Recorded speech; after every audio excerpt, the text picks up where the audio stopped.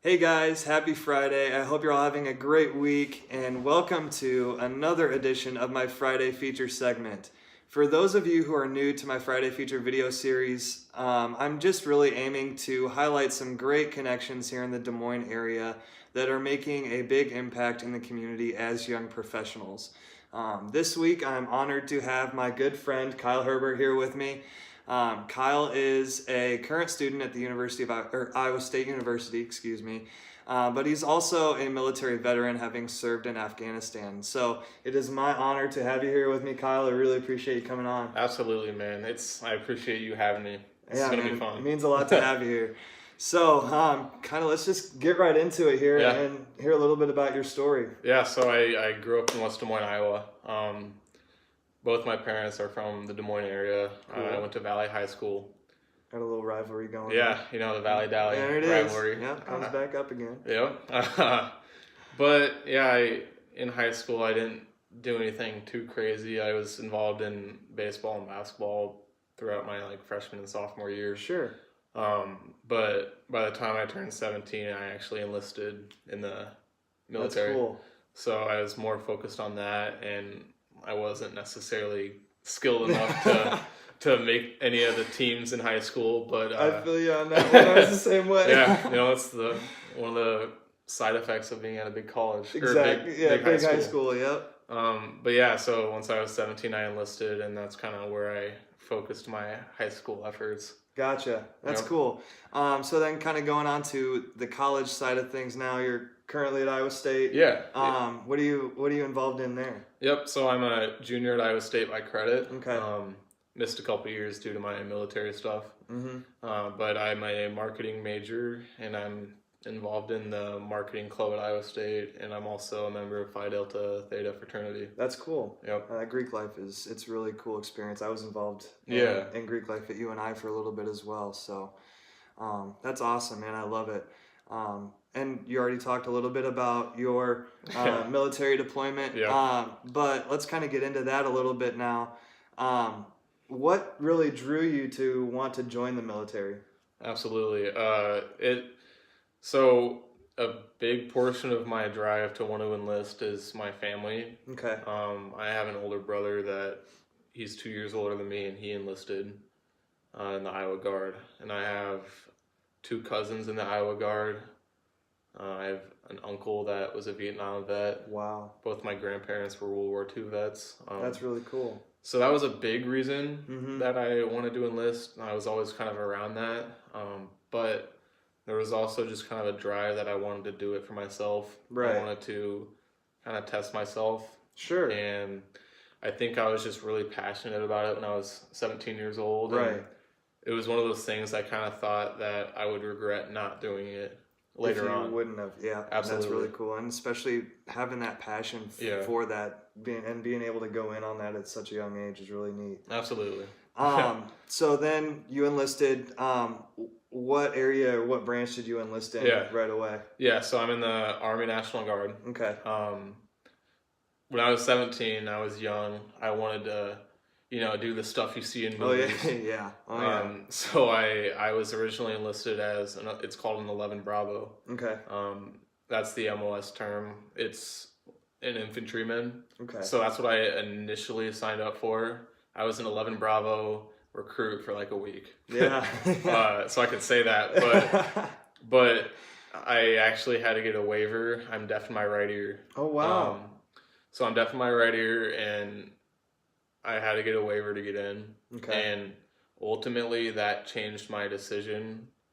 I would have been very limited as to career progression. Sure. As an infantryman going forward.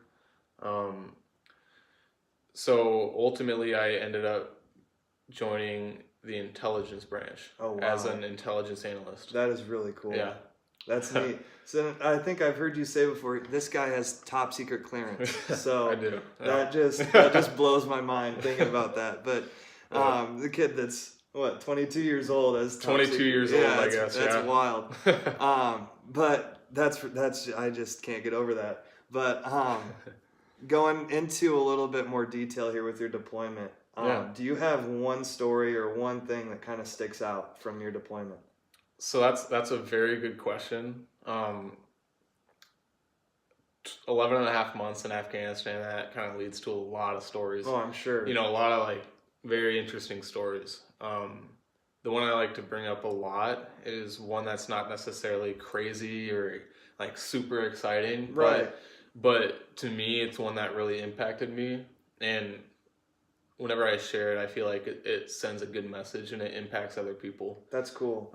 So I was put on a detail, kind of like a side duty, not my actual job, but I was put on a detail 1 week to guard Afghan truck drivers.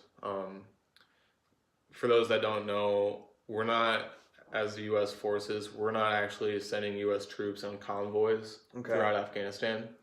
So what we do is we pay local Afghans to truck our stuff around for us. Okay.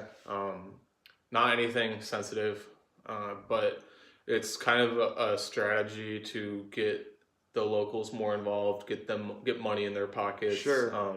Have them be part of the process. Yeah, build their economy and their infrastructure a little bit. Absolutely. So we have these local truck drivers that they do need to be guarded. There's still a security issue. You don't know truly what their motives are. Right. You don't know their you know their background to an extent. Okay. So bottom line, you need to send a few soldiers out to watch them. Sure. Just to make sure they don't do anything suspicious. Right. So there was one day we had about 12 or 15 truck drivers that I was monitoring. Okay. And it was lunchtime, and this local Afghan, he had some flatbread and he had like a red pepper. Okay. And so he comes up to me. While you guard them, there's a lot of interaction. Oh yeah, there's a lot of interaction with them, and a lot of it's not hostile or it's not ill-intended. It's a lot of just like you don't know their language, they don't really know your language, but it's a lot of like body language and like laughing and talking. So this guy, he goes like this. So he's asking for my knife. Okay. And you're not supposed to give them knives. They're not allowed knives while they're on base. It's again for security reasons. Yeah. So he was asking for my knife, and he was pointing at his pepper. He clearly just wanted to cut up his pepper so we could eat it in an organized way. Yeah. So I wasn't supposed to. Probably could have gotten in just a little trouble for it. Yeah. Nothing serious, but I ended up letting him use my knife. I took my knife out, opened it up, tossed it on the ground. Right. I took like 10 steps back and just had my rifle ready. Yeah. And like not like in an overreacting sense, but just a cautious sense. Right.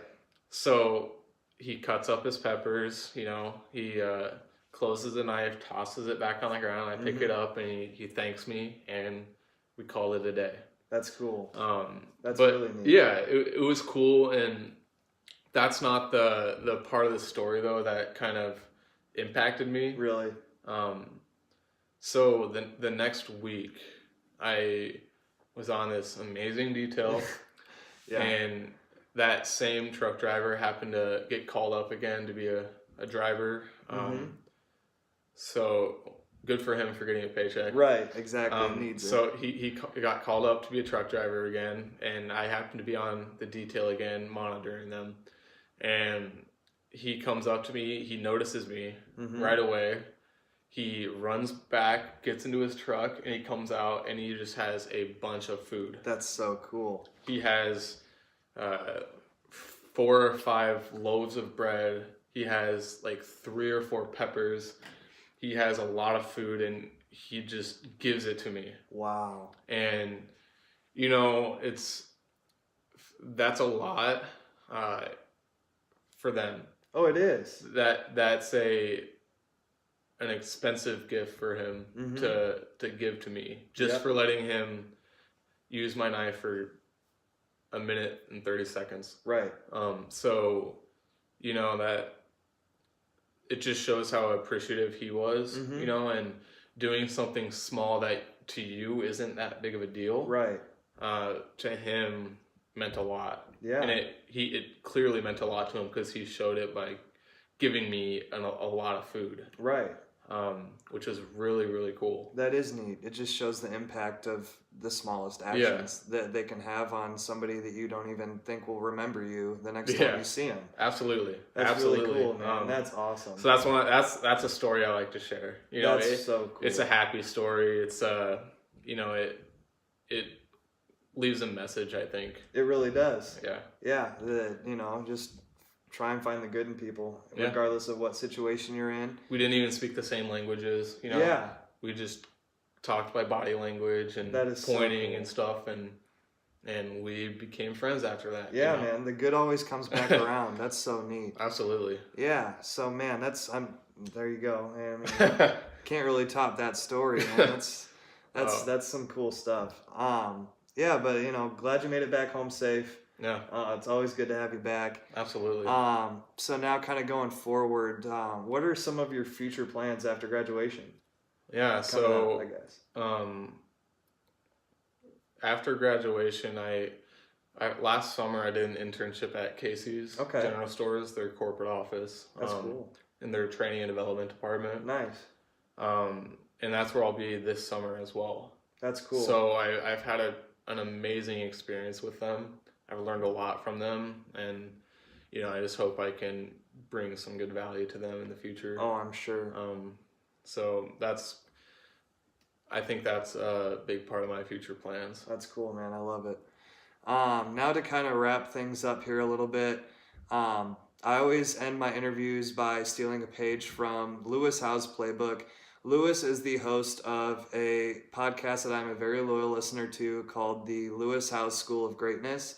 And at the end of every interview, he always asks the interviewee what their 3 truths are. And those 3 truths are 3 pieces of advice or 3 things that if you had to pick up and leave tomorrow and you could only leave those 3 things behind as your legacy, what would those 3 things be? So it's kind of a deep question. Yeah. But Kyle, what would you say are your 3 truths? First off, that's an amazing thing to ask all your guests that you have. Thank you. That's a really good feature you have, and it's a good way to end off the video. I guess my first truth I would say is growth. Mm-hmm.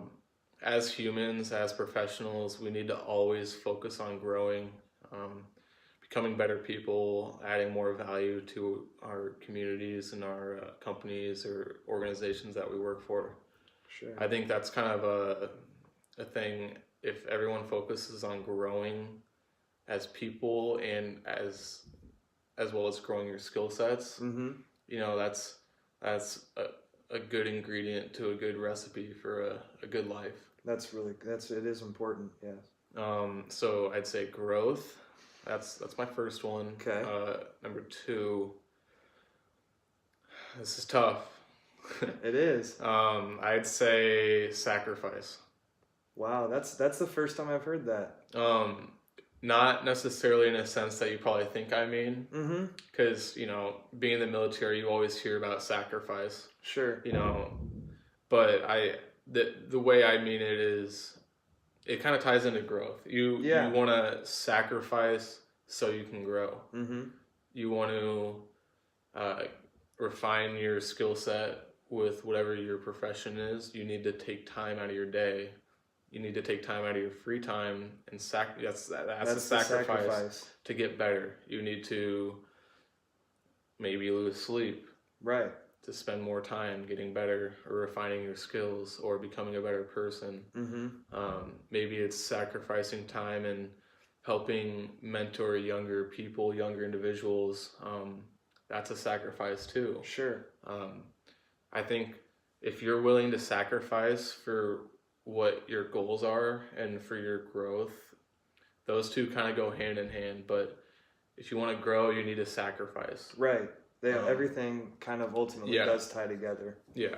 And lastly, kind of a more tangible, I don't know if tangible is the right word, but whenever you come to an organization, especially I've noticed a lot of my friends and a lot of people our age, it's not necessarily a bad thing, but when you look for jobs, a lot of people look for obviously salary or pay, location, benefits, Sure. kind of everything that a job has to offer. Yeah. I challenge people to change that mindset. Okay. To turn it around and look at jobs and think about what can you do to impact that job. What are the benefits you can bring to that potential job? If you look at a job and you don't think there's much you can bring to it, it might not be the job for you. That's a really interesting mindset.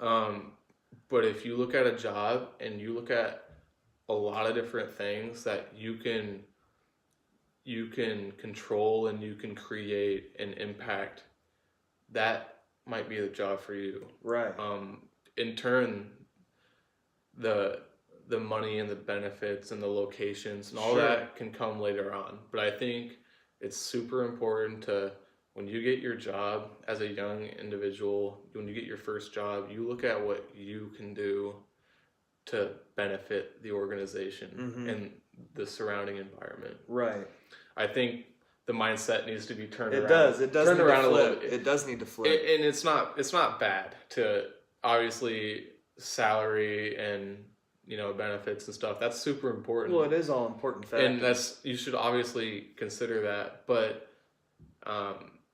just kind of turn it around and look at what can you do, like what do you bring to the table. Exactly. That's the bottom line. What do you bring to the table? How much value can you add? Yeah. That's a really cool mindset. Man, those are that's 3 solid pieces of advice for me, man. I really appreciate that. No, of course. That's awesome. Well, there again, thank you for coming on, man. I really appreciate your time. It was a blast. I'm just glad you wanted to have me on. Oh, yeah. Always, man. So I appreciate it. That's awesome. Hey, always remember it's a great day to have a great day, and I will see you soon.